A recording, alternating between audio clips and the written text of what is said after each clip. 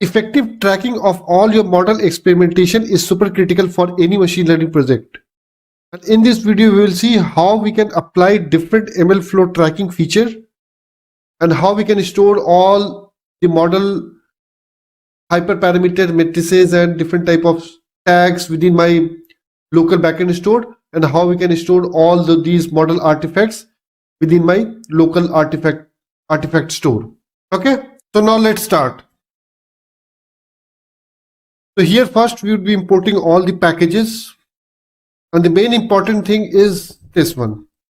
So we need to import MLflow package, and then we need to import mlflow.sklearn, and then the client one. So these are the important statements which we need to import as a part of our model experimentation, because this will allow us to log all the model artifacts or whatever we would be logging as a part of our experimentation process. It would be visible to us. Okay, so let's run this. Then we'll check simply the version just for tracking purpose. Now it's done. So the next step, you need to simply download the Kaggle recruitment dataset from Kaggle site. So just go and download the data and store it somewhere within your local repository. Okay, and next we will be simply loading this dataset. We'll explore it quickly. Check the target outcome. So target outcome in this case is status. So which is nothing but the student has been placed in the campus recruitment drive or not. So that's the target outcome.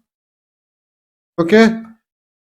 And next we need to start the MLflow UI, right? Because here all the model artifacts or whatever we would be logging as a part of your experimentation activity, it would be visible within this MLflow UI.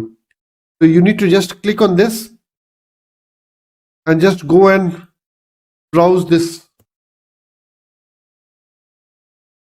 URL. So it would be visible in 127.0.0.1 and the port is 5000. Okay, so that's the UI you will see. And right now you will not find any experimentation because we haven't started any model experimentation, right? So we'll simply pause it. So we'll simply interrupt this kernel and we'll proceed to the next set of activities.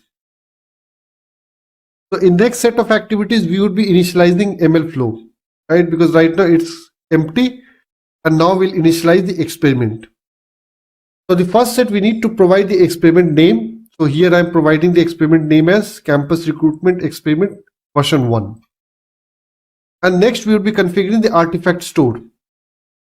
So where you would like to store all the model artifacts. So I'm telling that please store it within the local repository, and within local repository create MLflow-run. So if you look the current repository, we don't have anything, but once we'll run it, it will create this repository and will store all the model artifacts.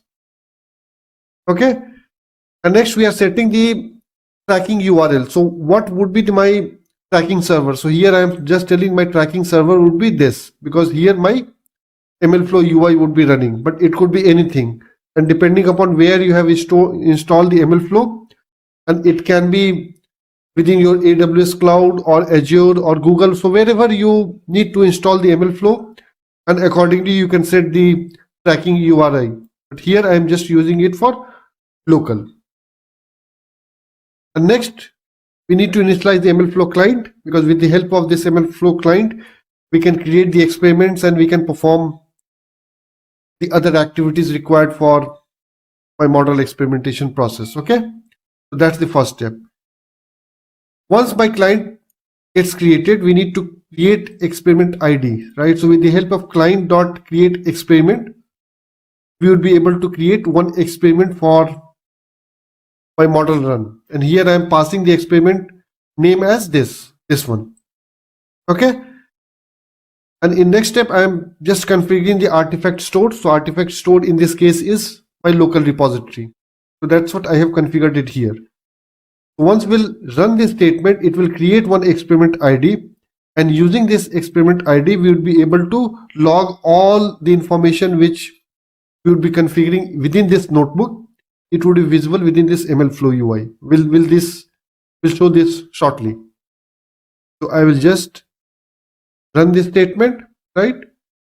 And whenever you will run the same shell for the second time, it will go to accept. It will go to accept loop, right? Because we don't need to create the experiment ID again, and it will use the existing experiment ID, and will log all those information within the same experiment name, right? So that's the purpose of adding try and accept section. Okay.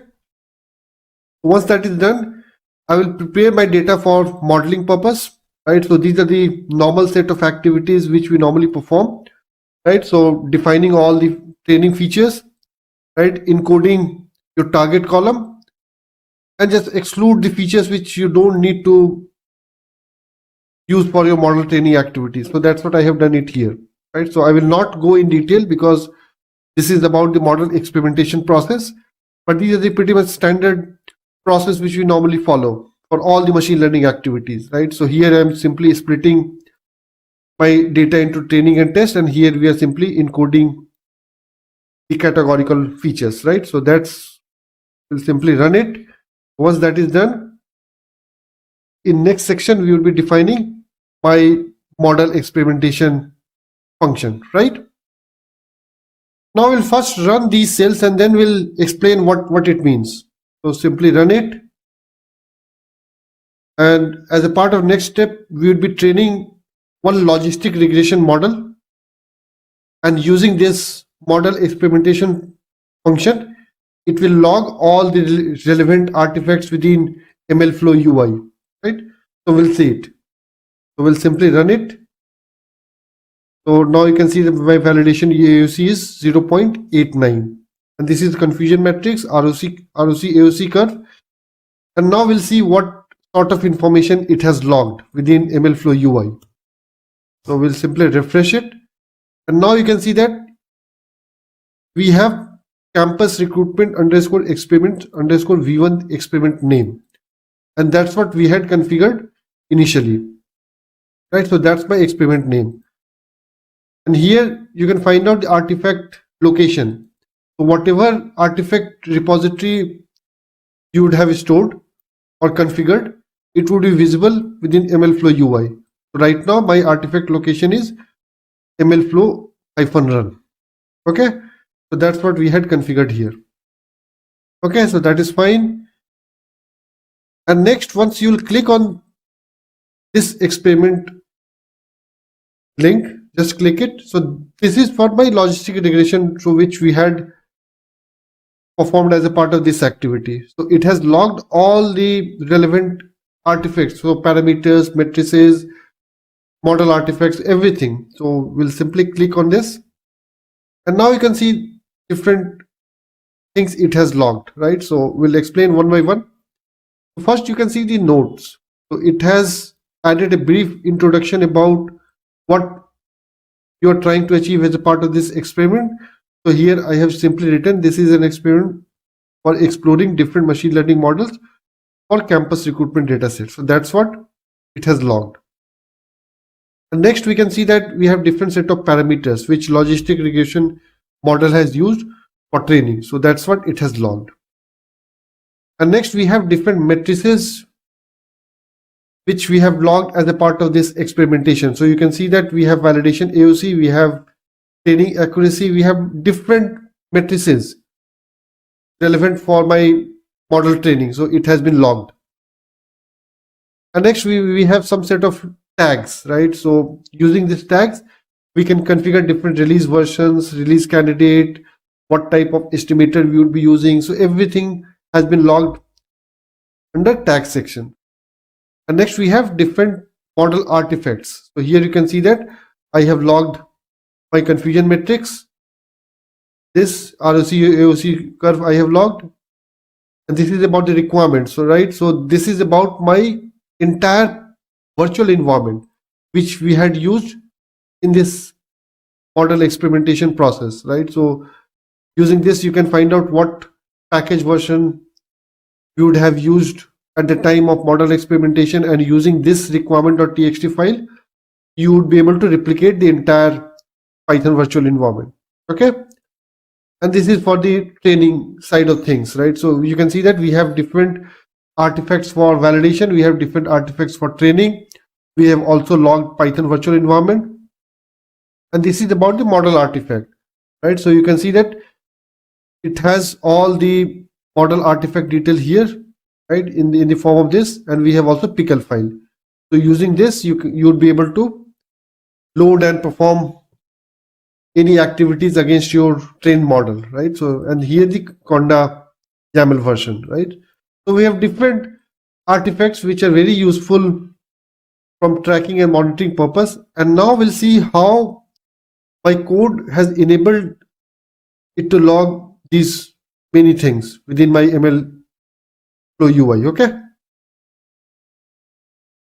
So that's the first statement we have within the model experimentation, right? So mlflow.startRun. So that will allow you to start the activities, whatever you have written within this loop. Okay. And here I will be passing the experiment ID. So experiment ID from where we will get from here. So at the time of creating experiment, we will get the experiment ID. Okay. And that's what we are passing it here. And now we can pass the run name. What would be the run name for my experimentation? So here we have passed the run name from my calling application, and I'm passing the run name as logistic regression model. And you can see this detail from your main site, right? So here is the run name. So that would be visible here. So for different model, you'll have different run name, and using this, you'll be able to track what sort of model training you have done and for against which type of model. Okay. So that's what we had done here. And using this, you'll be able to find out all the run ID, right? So using this run ID, we'll be creating different sort of nodes, right? So that's what we had seen here. So once you'll click here, you'll find this node, right? And that's what we have logged using this statement.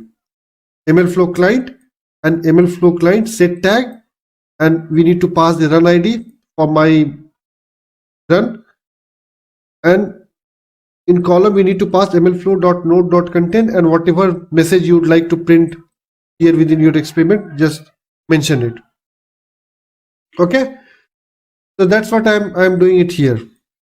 And next, we would be using the auto logging functionality within MLflow, mainly around the sklearn functionality, right? So for different packages, we have different auto logging functionality. So we can use LightGBM or XGBoost or TensorFlow. So we have different auto logging functionality which will log some default parameters and default matrices available against that package. It will log everything, right? So, and that's what we had seen. It has logged all the parameters by default. So these are the auto logging functionality. So whatever parameters your machine learning model would be using, it will log everything here. And that's a part of your auto logging functionality. Okay.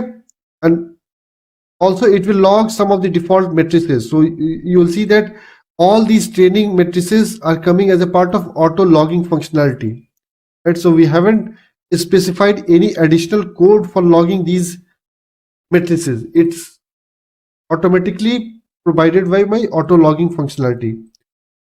And the third is model artifact. The model artifact which we had seen here, these are also provided as a part of auto logging functionality. So that's why I have used MLflow sklearn.autolog functionality to log some of the default behavior of my model.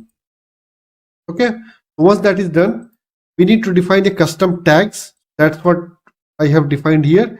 And we can set these tags with the help of this statement, mlflow.set tags, and we'll pass this as a parameter. And that's what you'll see it here, tags, right? So application, we have passed the application, release candidate, and release version. And that's what you can see it here, right? And these two values are from the auto logging functionality. Okay. So in this way, we can club both auto logging and custom logging functionality, right? So whatever you need to add as a part of tag so that you can distinguish one run from the another run, you can define it appropriately. Okay. Next, we will be logging the model Python version environment with the help of log artifact, right? So I will be taking requirement.txt from a local environment, and we'll be simply adding it within my model artifact, and that's what you can see it here, requirement.txt. Once you'll perform this statement, it will log it like this. Okay. And then we are performing simple training. We'll initialize your classifier, and then it will be performing training operation against your training data set. And here we will be simply performing a model evaluation, and we're calculating ROC AOC value against my validation data. So once we'll have that value available, we'll simply log this value within MLflow with the help of MLflow log metrics, right? And here we will be passing dictionary as validation AOC equal to my ROC AOC value, which we had calculated here. So that you can see it as a part of ROC AOC validation ROC matrices, right? So here you can see like this. Okay, that's we have logged with the help of this statement. And next we will be plotting simple confusion matrix. We will be saving that as a PNG file, and then we will be logging that as an artifact, mlflow.log artifact, and that's what you can see it here. Validation confusion matrix, which we had logged from here. So in this way, you can create multiple plots, and with the help of MLflow log artifact, you will be able to log all those information within MLflow, right? And next we will be simply creating a ROC AOC curve, and we'll be logging it with the help of MLflow log artifact, and that's what you can see it here. Okay, so in this manner, this model experimentation function has logged all the required information for my experimentation process, and these are the aspects we would like to track as a part of my model activity, right? And these information are stored within your local repository, and for artifact the location is this. Okay, so we have already done it for logistic regression. Now we'll perform a couple of more activities, and now we'll train a decision tree classifier, and we'll see what happens. So initially the validation AOC score for my logistic regression model was 0.89, and now we have trained decision tree classifier, and the validation AOC was 0.85, right? And here we are simply passing classifier name as decision tree classifier. Whatever parameter you need to pass, you can just define it.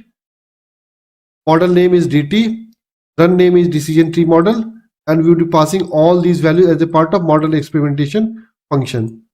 Okay, so that's what we are expecting as a part of this function. So we have, now we'll refresh it, and now we'll see what it has right now. Okay, we'll refresh it, we'll click it, and now you can see that we have another row for decision tree. Okay, you can click it, and using this you'll be able to find all these informations. Okay, so whatever you have logged it.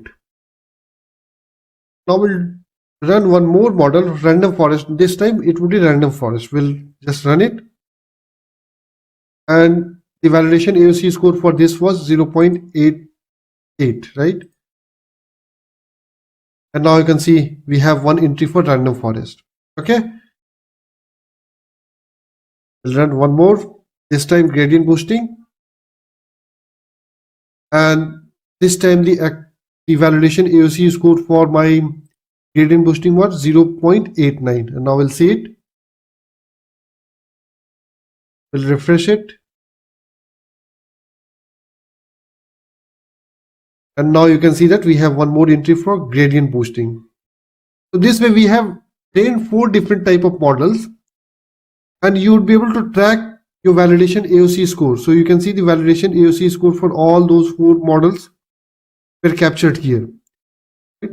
And it has also different type of matrices which it has captured as a part of your experimentation process, right? And at last we'll train one more model.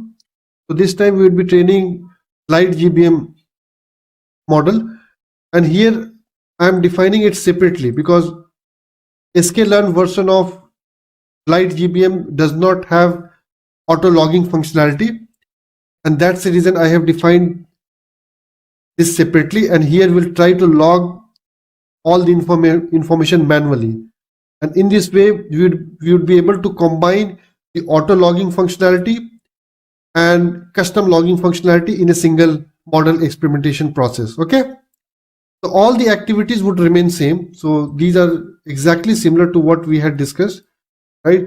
The only difference we had with respect to how we log the parameters, right? So here you can see that I am logging parameters with the help of mlflow.log params, and in parameter we will be passing the entire dictionary, right? So that's the first difference.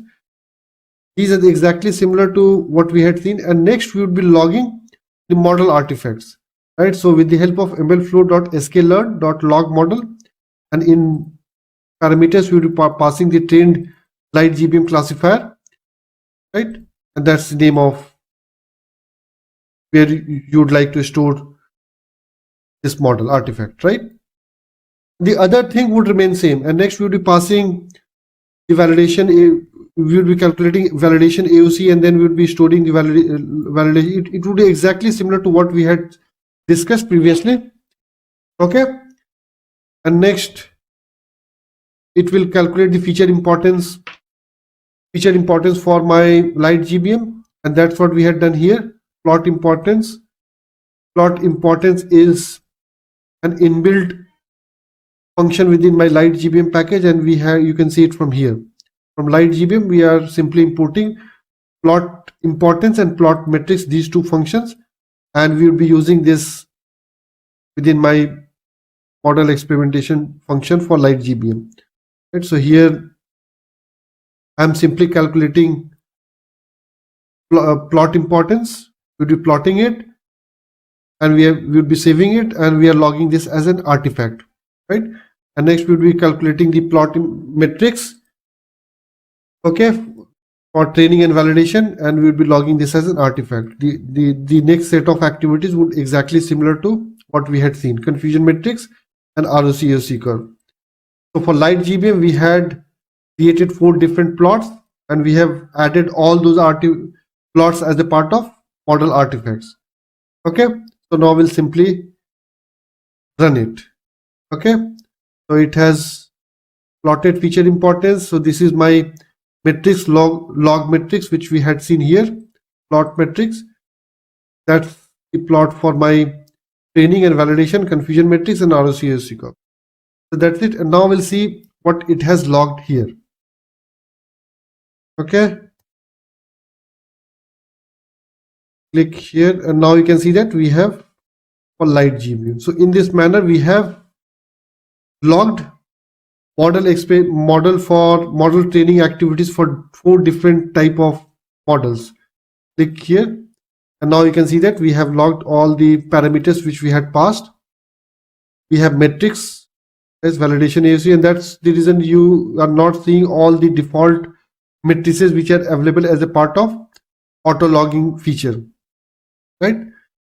Tags which we had defined, all the custom tags and all the model artifacts, you can see it here, right? And this model which we had used as a part of this statement, mlflow.sklearn log model, and that's it visible here, right? And you can see all the plots which we had calculated and plotted as a part of our training activity, and this is the Python virtual environment. So in this manner you would be able to track different runs again a given experiment. So here my experiment name is this, and under this experiment we had performed 5 different runs, right? And now you can see that we have different validation AOC score for all those 5 models, and depending upon requirement you can pick the best model based on your validation AOC performance. So you can sort this validation AOC and you can pick the best model. So from this, as per my different runs, we can pick light GBM model, right? And then further we can optimize the different parameters for my light GBM so that we can build a better model for my campus recruitment dataset, and then we can deploy the best model in production. Now we'll perform light GBM hyperparameter tuning. So now what I have done, I have taken entire code from this notebook and I have put it in a separate notebook so that we can perform hyperparameter tuning for light GBM model. Okay. And in this notebook, all these steps would remain same except for some additional changes which I will discuss. So here I have defined the experiment name as version V2, right? So against this experiment, I will add all the details required to perform the hyperparameter tuning. Okay, so that's the first change. The second change which I have done in this notebook, I have taken the entire light GBM code from this notebook and I have put it in a separate function, right? So I have taken entire piece of code here and I have captured this within different function, model training tracking function. Okay, so that's the second change.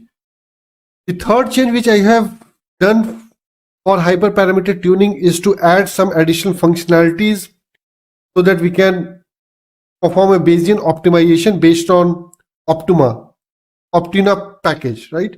So for that I have defined one objective function, and in that objective function I have defined parameters, and for parameters the ranges I have defined, right? So here I have defining learning rate, column sample by tree, and subsample parameter, and for these parameters I have defined the range, right? So for learning rate I have defined that the value should range from 0.01 to 0.1, right? So that's the variation we would be exploring for learning rate. And similarly for column sample by tree, my optimization function will explore different value between 0.4 and 1.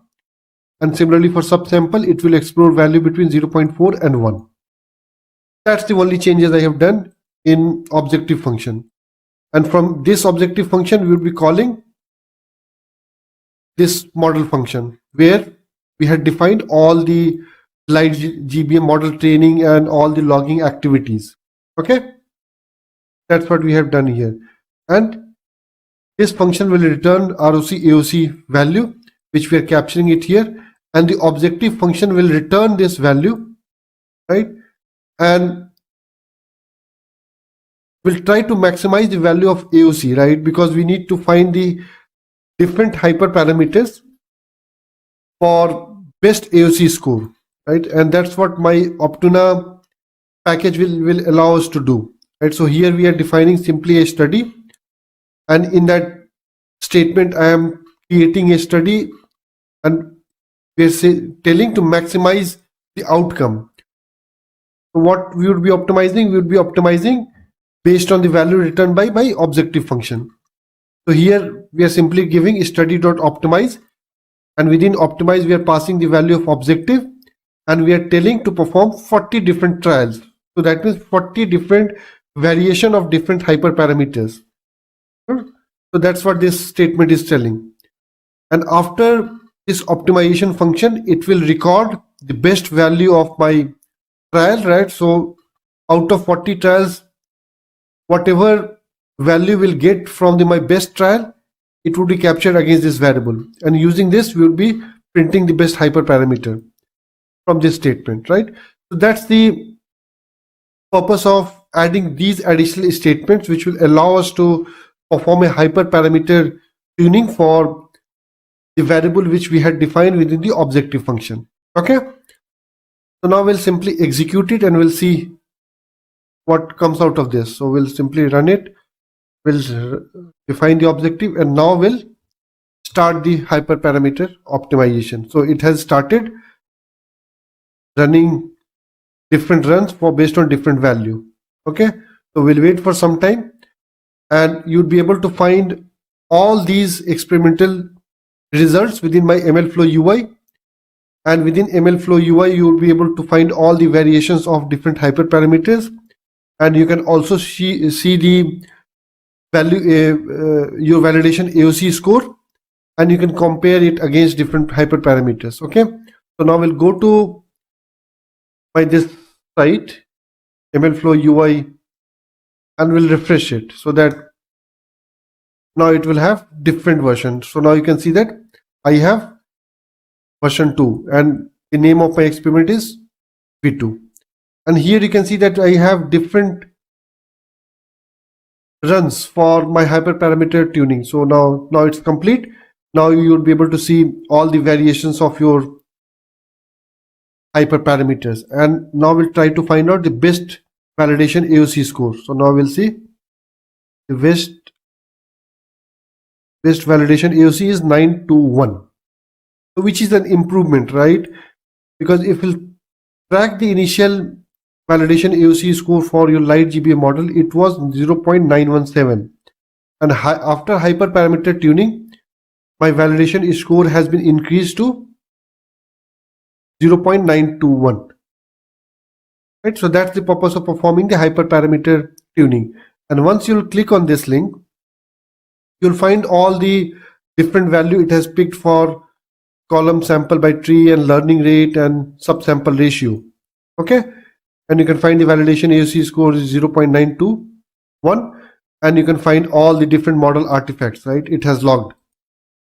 Okay, so that's the purpose of this activity, and you can also compare all the validations runs. So just click here and click on compare. Okay, and here you'll be able to see, click on parallel plots. So I will remove matrix, I will remove objective, and now you can track the interaction of different parameters on your validation AOC score, right? So this is a very handy tool for monitoring how your validation AOC score varies based on different set of parameters and how it interacts with each other. Okay, so that's a very useful way of monitoring your parameters. Okay, and here you can see the validation AOC score for different runs. Okay, so you can clearly see that it varies. Okay, and you can also compare the scatter plot, right? So here I can see the learning rate, and on the y-axis you can plot the validation AOC score. Okay, and then you can see how it varies depending upon different type of learning rate. Okay, so it max at this point. Okay, so this is the maximum validation AOC score which we have received at 0.049. Okay, now we have seen how it is easy to create different experiments for different runs, and how we can track and visualize different hyperparameters we have used during our experimentation process, and how we can compare different type of validation performance metrics so that we can understand how my model is behaving and how it interacts with different model hyperparameters, right?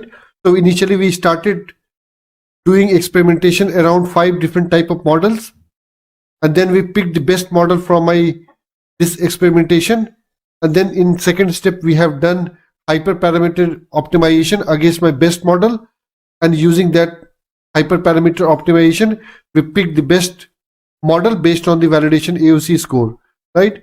And now we can deploy the best model into the production, right? So now we'll see how we can achieve that objective in this Jupyter notebook. Okay, so in last step what we will do, we will pick the best model, right? And how we can pick the best model? So for that we need to go to the model experiment number 2.